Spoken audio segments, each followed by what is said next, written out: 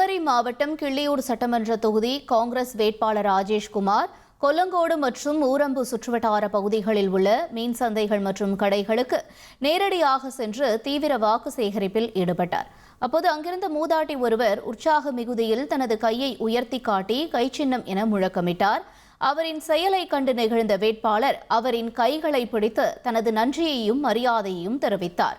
கையில் கட்சி கொடிகளுடன் தொண்டர்கள் திரண்டு வர கடைவீதி எங்கும் கை சின்னத்திற்கு ஆதரவு கோரி அவர் மேற்கொண்ட பிரச்சாரம் பொதுமக்களிடையே பெரும் வரவேற்பை பெற்றது.